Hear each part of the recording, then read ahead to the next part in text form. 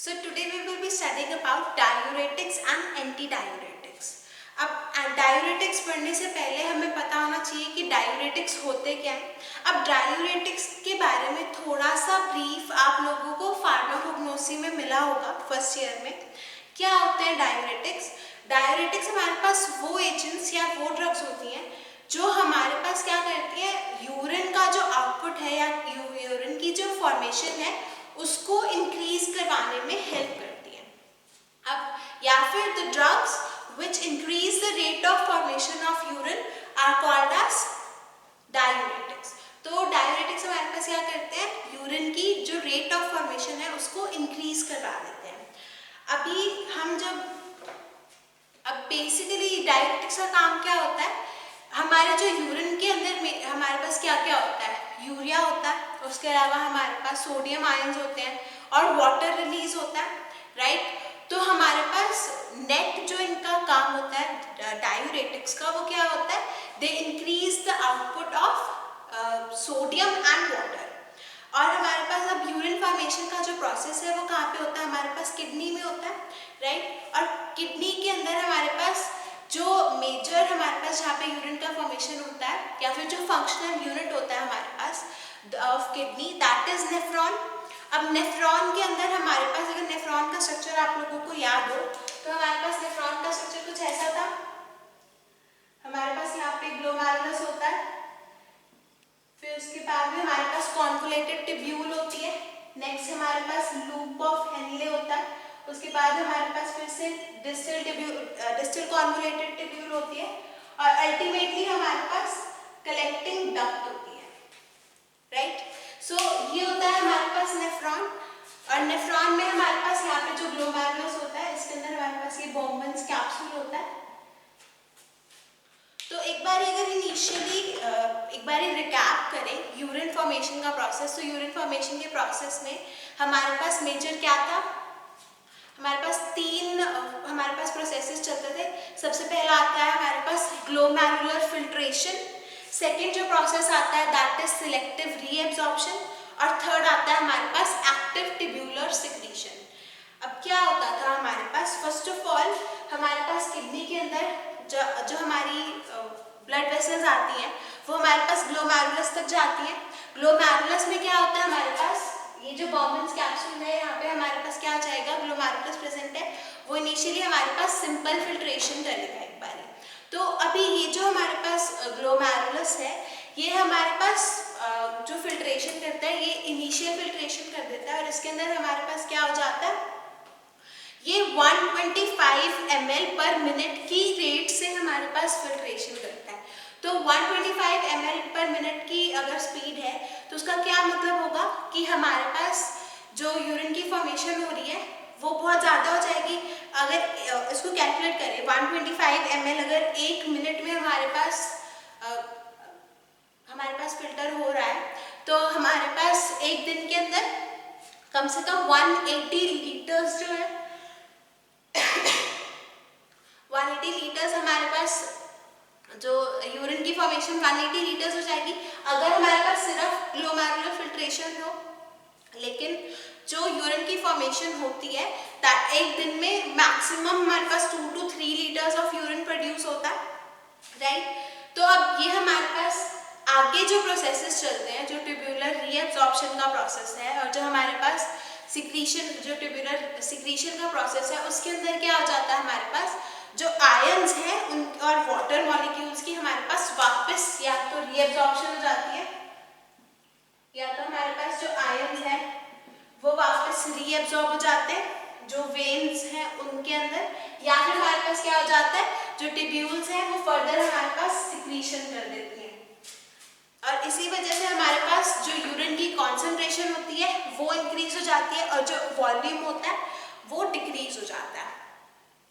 सो अब हमारे पास जो डायूरेटिक्स है वो मेजरली क्या काम, कैसे काम करेंगे, वो इसी जो यूरिन फॉर्मेशन का जो प्रोसेस है इसी के ऊपर एक्ट करेंगे और हमारे पास यूरिन की जो फॉर्मेशन का अमाउंट है उसको इंक्रीज करवा देंगे। तो अब डायूरेसिस पढ़ने से पहले हमें पता होना, अब हमारे पास नेक्स्ट आता है कि डायूरेटिक्स की क्लासिफिकेशन क्या है। तो डायूरेटिक्स को हम मेजर मेजरली 4 क्लासेस के अंदर क्लासिफाई करते हैं। सबसे पहले आता है हमारे पास वीक डायूरेटिक्स। अब वीक डायूरेटिक्स के अंदर हमारे पास ऑस्मोटिक डायूरेटिक्स, एसिडिफाइंग और अल्कलाइजिंग एजेंट्स, उसके अलावा xanthines, carbonic anhydrase inhibitors. Next आता है हमारे पास moderately effective diuretics. Moderately effective diuretics के अंदर हमारे पास बेंजोथायोडाइजीन्स और थायाजाइड लाइक डायूरेटिक्स आते हैं। नेक्स्ट आता है हमारे पास very potent diuretics. Very potent diuretics के अंदर हमारे पास लूप डायूरेटिक्स आती है। और लास्ट जो हमारे पास क्लास है that is potassium retaining diuretics. अब इन डायूरेटिक्स के अंदर हमारे पास जो सबसे पहली क्लास है दैट इज वीक डायूरेटिक्स, उसके अंदर हमारे पास आता है ऑस्मोटिक डायूरेटिक्स। अब ऑस्मोटिक डायूरेटिक्स का क्या क्या एग्जाम्पल है हमारे पास? ऑस्मोटिक डायूरेटिक्स के अंदर हमारे पास एजेंट्स आते हैं। सबसे पहले आता है वाटर। वाटर के अलावा हमारे पास मैनिटोल,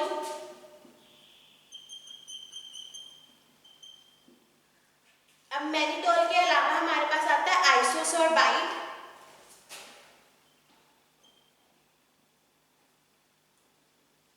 और आइसोसोर्बाइड के अलावा हमारे पास आता है ग्लिसरॉल।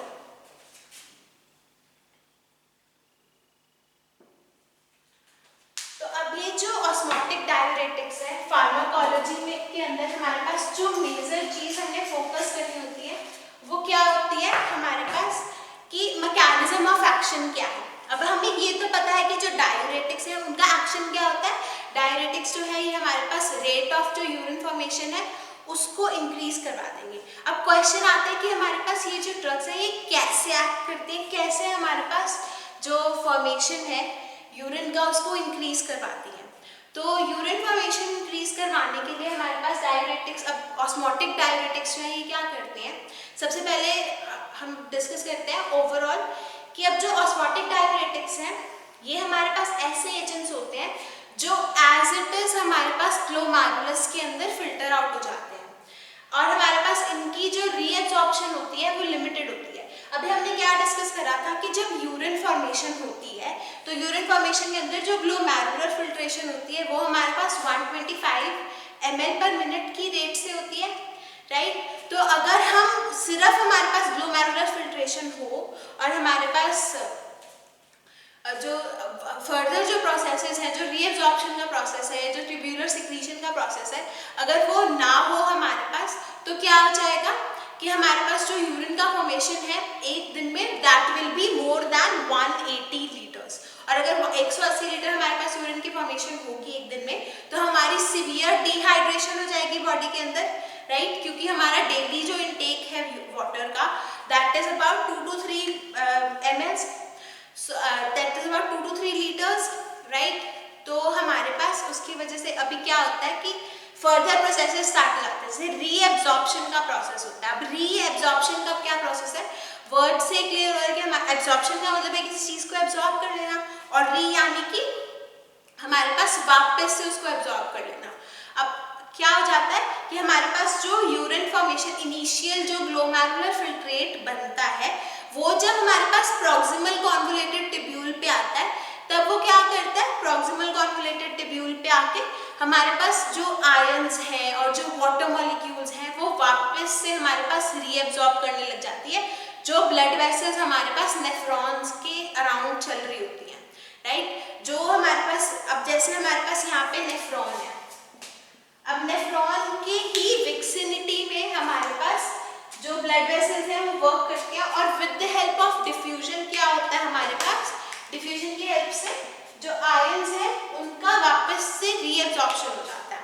अब ऑस्मोटिक डायूरेटिक्स के अंदर क्या होता है, ऑस्मोटिक डायूरेटिक्स जो है ये एब्जॉर्ब तो हो जाते हैं, ठीक है, लेकिन हमारे पास जब ये एब्जॉर्ब हो जाते हैं तब इनका हमारे पास जो फंक्शन आता है, अब जब हमारे पास एक बार ग्लोमेरुलर फिल्ट्रेशन से हमारे पास ग्लोमेरुलस से हमारे पास फिल्टर आउट हो गए तो इनकी जो रीएब्जॉर्प्शन होती है वो हमारे पास बहुत कम होती है, लिमिटेड रीएब्जॉर्प्शन होती है। और इसी वजह से हमारे पास जब लिमिटेड रीएब्जॉर्प्शन होगी तो हमारे पास जो यूरिन का वॉल्यूम आएगा अब वो इंक्रीज हो जाएगा, क्योंकि हमारे पास जो ऑस्मोटिकली एक्टिव, अब ये जो सारे हमारे पास सब्सटेंसेस हैं जो ऑस्मोटिक डायूरेटिक्स हैं ये हमारे पास ऑस्मोटिकली एक्टिव है, ये हमारे पास प्रेशर डालेंगे, वाटर की कंसंट्रेशन को किसी न किसी करके इंक्रीज करेंगे। और हमारे पास जब ऑस्मोटिकली एक्टिव सॉल्यूट्स के अमाउंट यूरिन के अंदर बढ़ जाता है तो हमारे पास क्या हो जाता है, यूरिन की जो वॉल्यूम है वो इंक्रीज हो जाती है। अब due to increase in the volume of urine क्या हो जाता है, हमारे पास यूरिन की वॉल्यूम इंक्रीज होने की वजह से जो जो हमारे पास पीसीटी होता है, प्रॉक्सिमल कॉन्वोल्यूटेड टिब्यूल होता है, और जो लूप ऑफ हैनले होता है, वो क्या उनके अंदर क्या होने लग जाता है, हमारे पास जो अमाउंट ऑफ यूरिन है, जब वॉल्यूम इंक्रीज हो गया तो हमारे पास रीअब्जॉर्प्शन लिमिटेड है, उसकी वजह से जो यूरिन का वॉल्यूम हो जाएगा वो इंक्रीज हो जाएगा और रेट ऑफ यूरिन फॉर्मेशन जो होगा वो भी हमारे पास फर्दर इंक्रीज हो जाएगा। अब हमारे पास इसके अंदर ड्रग्स कौन सी आती है, सबसे पहला एजेंट आता है हमारे पास वाटर। तो ये तो हमारे पास नॉर्मल है कि अगर हम वाटर इनटेक इंक्रीज कर देंगे तो ऑटोमेटिकली हमारे पास वाटर का आउटपुट जो है वो इंक्रीज हो जाएगा। और वाटर जो है, अब वाटर हमारे पास एक ट्रू और फिजियोलॉजिकल डाययूरेटिक है। जब हमारे पास वाटर का अमाउंट इंक्रीज हो जाता है तो हमारे पास यूरिन का वॉल्यूम भी इंक्रीज हो जाता है और उसके अलावा जो भी हमारे पास वाटर सॉल्युबल ड्रग्स हैं वो हमारे पास वाटर के अंदर डिसॉल्व होकर यूरिन के थ्रू एक्सक्रीट हो जाती हैं। और हमारे पास जो यूरिनरी ट्रैक्ट इन्फेक्शंस होते हैं और उसके अलावा हमारे पास जिन पेशेंट्स के अंदर यूरिनरी हमारे पास किडनी के अंदर रीनल कैविटी हो जाती है, फिर स्टोन हो जाता है, तो उसको वॉश आउट करने के लिए और यूरिनरी ट्रैक्ट इन्फेक्शंस के लिए हमारे पास वाटर जो है वो प्रिस्क्राइब किया जाता है, या फिर ये सजेस्ट किया जाता है कि वाटर का जो इंटेक है उसको इंक्रीज करवाया जाए। अब नेक्स्ट आता है हमारे पास मैनिटोल। अब मैनिटोल क्या होता है, मैनिटोल हमारे पास एक फार्माकोलॉजिकली इनर्ट सब्सटेंस है, ठीक है। और ये जो हमारे ऑस्मोटिक डाययूरेटिक्स है इनमें one of the most common diuretic है। इसकी मेटाबॉलिज्म नहीं होती है हमारी बॉडी के अंदर और ये रीअब्सॉर्ब भी नहीं होता। तो अब ये क्या करता है हमारे पास, जब हम आईवी के थ्रू 500 to 1000 ml ऑफ जब मैनिटोल हम 10 to 20% जब मैनिटोल 24 आवर्स के अंदर इंजेक्ट करते हैं तब क्या होता है, ये हमारे पास जो लूप ऑफ हैनले के ऊपर हमारे पास रीअब्जॉर्प्शन का प्रोसेस हो रहा होता है उसको इनहिबिट करता है। उसके अलावा जो इंट्राऑक्यूलर और सेरेब्रल प्रेशर होता है उसको डिक्रीज करता है। और हमारे पास बार्बिचुरेट्स होते हैं या फिर अदर जो हमारे पास पॉइजनिंग सब्सटेंसेस हैं उनका जो एक्सक्रीशन है उसको हमारे पास इंक्रीज करवाता है। और उसके अलावा हमारे पास जो रीनल फेलियर है और जो हीमोलिटिक ट्रांसफ्यूजन रिएक्शंस हैं उनके अंदर हमारे पास जो मैनिटोल है उसको हास्टिंग करवाता है।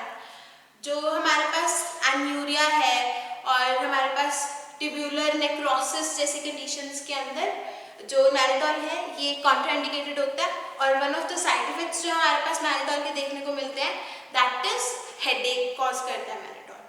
अब उसके अलावा हमारे पास जो नेक्स्ट एजेंट आते हैं that are isosorbide and glycerol. अब आइसोसोर्बाइड और ग्लिसरॉल के केस में हमारे पास one of the most orally active जो ऑस्मोटिक डाययूरेटिक्स हैं वो हमारे पास आइसोसोर्बाइड और ग्लिसरॉल है। और इंट्राऑक्यूलर प्रेशर और इंट्राक्रेनियल टेंशन जो है उसको रिड्यूस करने के लिए आइसोसोर्बाइड और ग्लिसरॉल जो है यूज किए जाते हैं। अब नेक्स्ट आता है हमारे पास एसिडिफाइंग और अल्कलाइजिंग एजेंट्स। अब एसिडिफाइंग और अल्कलाइजिंग एजेंट्स में हमारे पास कौन सी ड्रग्स आती हैं, अमोनियम क्लोराइड और पोटेशियम सिट्रेट। अमोनियम क्लोराइड और पोटेशियम सिट्रेट। तो अब जो ये अल्कलाइजिंग या एसिडिफाइंग एजेंट्स हैं ये हमारे पास क्या करते हैं, ये ड्रग्स हमारे पास पीएच जो है ब्लड का उसको चेंज कर देते हैं। अब जब हमारे पास पीएच चेंज जाए तो अगर हम अमोनियम क्लोराइड का एग्जांपल दें तो अमोनियम क्लोराइड क्या करेगा, हमारे पास अमोनियम आयन और क्लोराइड आयन के अंदर डिसोसिएट हो जाएगा बॉडी के अंदर। और उसके बाद हमारे पास फर्दर अमोनियम क्लोराइड जो है जो अमोनिया रिलीज होगा वो हमारे पास हाइड्रोजन आयन की कंसंट्रेशन इंक्रीज कर देगा। और जब हमारे पास हाइड्रोजन आयन की कंसंट्रेशन इंक्रीज हो जाएगी तो जो पीएच है ब्लड का और जो पीएच है यूरिन का वो हमारे पास डिक्रीज हो जाएगा। अब हमारे पास जब पीएच लो हो जाता है या फिर पीएच हाई हो जाता है तो वो हमारे पास मिनिमल डायूरेटिक इफेक्ट देता है, यानी कि हमारे पास पीएच इंक्रीज या डिक्रीज होने से हमारे पास जो यूरिन फॉर्मेशन का रेट है वो इंक्रीज हो जाता है। लेकिन जो ये एसिडिफाइंग और अल्कलाइजिंग एजेंट्स हैं ये हमारे पास बहुत ज़्यादा यूज़ नहीं किए जाते, क्योंकि जो इनका इफेक्ट है वो जो इनका डायूरेटिक इफेक्ट है वो इतना ज़्यादा प्रोमिनेंट नहीं है। हमारे पास इनका जो डायूरेटिक इफेक्ट है वो मिनिमल आता है, और उसके अलावा जो अल्कलाइजिंग एजेंट्स हैं और जो एसिडिफाइंग एजेंट्स हैं ये हमारे पास मेजरली यूज़ किए जाते हैं जब हमें किसी स्पेसिफिक ड्रग की एक्सक्रीशन को इंक्रीज करवाना हो। जैसे हमारे पास कुछ ऐसी ड्रग्स होती हैं जो कि हमारे पास अगर एसिडिक पीएच है तो एसिडिक पीएच के अंदर हमारे पास ज़्यादा बेहतर तरीके से एक्सक्रीट हो जाती हैं या ज़्यादा हमारे पास अमाउंट में इंक्रीज हो जाती हैं। जैसे कि जो एसिडिक ड्रग्स होंगी वो एसिडिक ड्रग्स हमारे पास एसिडिक पीएच के अंदर अनआयोनाइज्ड फॉर्म के अंदर रहती हैं, और हमारे पास हमारी ड्रग जो एब्जॉर्ब होती है वो जनरली हमारे पास अनआयोनाइज्ड फॉर्म के अंदर एब्जॉर्ब होती है। इसलिए अगर हमने अपनी एसिडिक ड्रग्स का एक्सक्रीशन इंक्रीज करवाना है तो हमें यूरिन का जो पीएच है वो बेसिक करवाना पड़ेगा। इस तरीके से हमारे पास ये जो एसिडिफाइंग और अल्कलाइजिंग एजेंट्स हैं वो यूज होते हैं to increase the secretion of specific drugs जो कि हमारे पास टॉक्सिसिटी कॉज करती है। अब नेक्स्ट आता है हमारे पास xanthine डेरिवेटिव्स। अब xanthine डेरिवेटिव्स के अंदर हमारे पास थियोफिलिन एजेंट आता है। अब जो थियोफिलिन होता है, थियोफिलिन जो होता है ये हमारे पास मोस्ट एक्टिव एजेंट है xanthine डेरिवेटिव्स का। ये क्या करता है हमारे पास रीनल ब्लड फ्लो को इंक्रीज कर देता है। कैसे इंक्रीज करते हैं रीनल ब्लड फ्लो को? स्मूथ मसल की रिलैक्सेशन करवा देता है। अब हमारी जो ब्लड वेसल्स हैं वो हमारे पास स्मूथ मसल्स से बनी हुई है, राइट?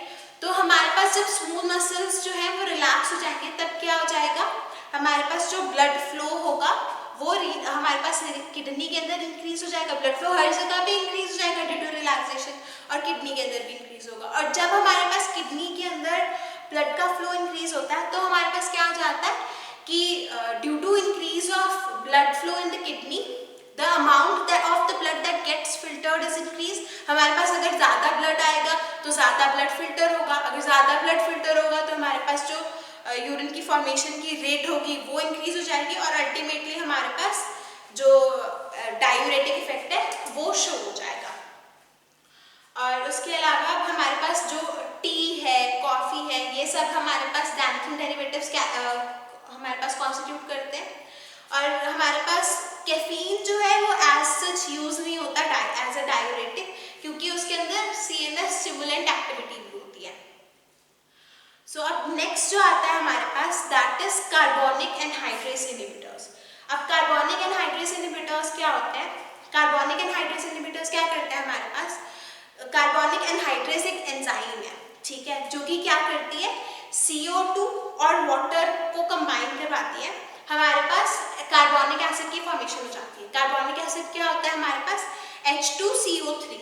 अब ये जो कार्बोनिक एसिड होता है ये हमारे पास ब्रेक डाउन हो जाता है H पॉजिटिव और HCO3 नेगेटिव के अंदर, और फिर हमारे पास हमारे जो टिब्यूल्स हैं नेफ्रॉन के अंदर क्या होने लग जाता है कि जो ये H पॉजिटिव की फॉर्मेशन हुई है ये हमारे पास सोडियम के साथ एक्सचेंज हो जाता है, और उसकी वजह से हमारे पास क्या हो जाता है, रीएब्जॉर्प्शन होने लग जाती है सोडियम की और बाइकार्बोनेट आयंस की। और जब हमारे पास अब बाइकार्बोनेट आयंस और सोडियम की रीएब्जॉर्प्शन इंक्रीज हो जाती है तब हमारे पास अब यूरिन का जो अमाउंट होगा वो डिक्रीज हो जाएगा, राइट?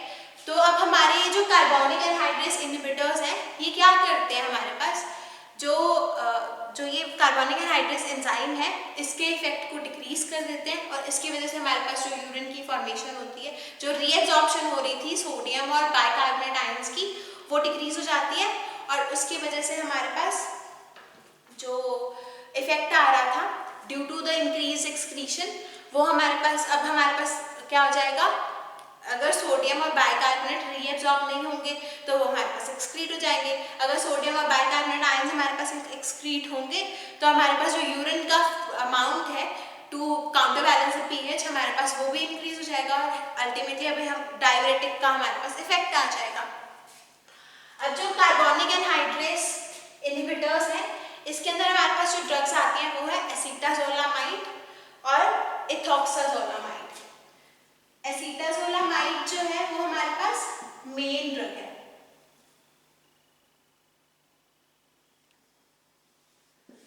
एसीटाजोलामाइड और इथोक्साजोलामाइड।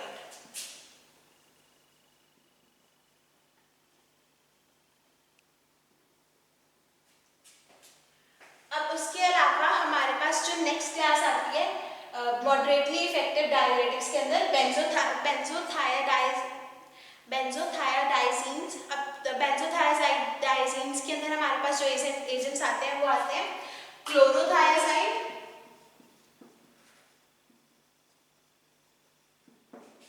क्लोरोथायाजाइड के अलावा हमारे पास हाइड्रोक्लोरोथायाजाइड आता है।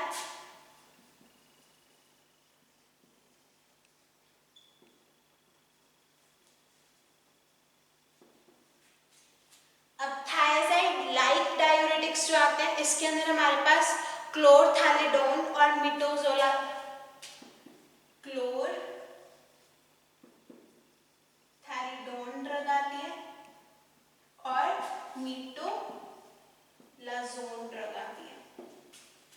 अब उसके अलावा हमारे पास जो वेरी इंपॉर्टेंट डायूरेटिक्स है, लूप डायूरेटिक्स के अंदर हमारे पास फिरोसेमाइड ड्रग आती है, उसके अलावा इथियोप्राइनिक एसिड ड्रग आती है।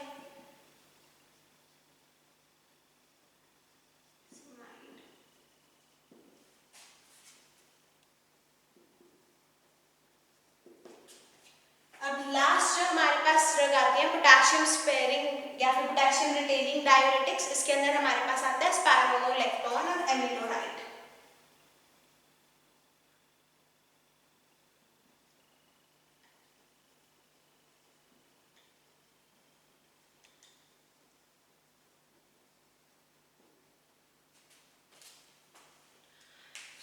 इस लेक्चर के अंदर हमने फर्स्ट क्लास जो है जो वीक डायूरेटिक्स है, जिसके अंदर ऑस्मोटिक डायूरेटिक्स, एसिडिफाइंग और अल्कलिनाइजिंग एजेंट्स, ज़ैंथीन्स और कार्बोनिक एनहाइड्रेस इनहिबिटर्स के बारे में पढ़ा।